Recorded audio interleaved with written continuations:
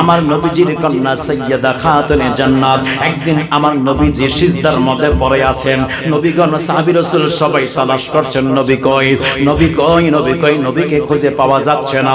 খুঁজতে খুঁজতে দেখা যায় আমার মায়ার নবী পাহাড়ের উপরে এক কন্যার মধ্যে সিজদার মধ্যে পড়ে কাঁদতেছেন। সিদ্দিক আকবর বলেন, ইয়া রাসূলুল্লাহ, আপনি আর কত কাঁদবেন? সিজদা মোবারক তুলুন গো নবী।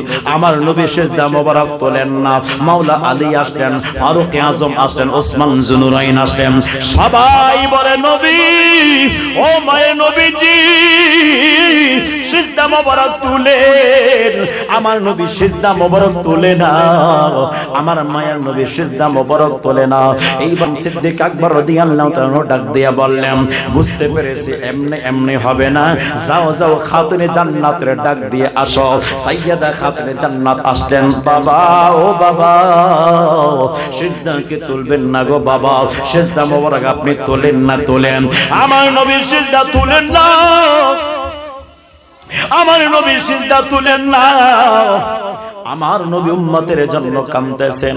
ইন দি মিন টাইমে সাইয়্যিদা খাতুনে জান্নাত ডাক দিয়া বলেন, ও আমার আব্বা জান, ও আমার আব্বা জান, আমি ফাতেমা যতদিন বাঁচবো দুনিয়ার মধ্যে যত নেক আমলগুলো করব, সমস্ত নেক আমলগুলো আপনার উম্মতের আমলনামায় তাকসীম করে দিলাম।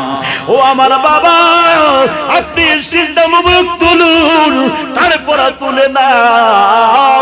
এইবার ডাক দিয়ে বলে, আব্বা জান, আমার তো দেওয়ার আর কিছুই নাই, তবে দুইটা মূল্যবান জিনিস আছে। ইমাম হাসানকে দিয়ে দিলাম আপনার উম্মতের জন্য, আপনি সিজদা মোবারক তুলুন, তারপর তুলে না আমার নবী। ও আমার বাবা, আর একটা মাত্র আমার মহামূল্যবান জিনিস আছে, সেটাই হলো ইমাম হুসাইন।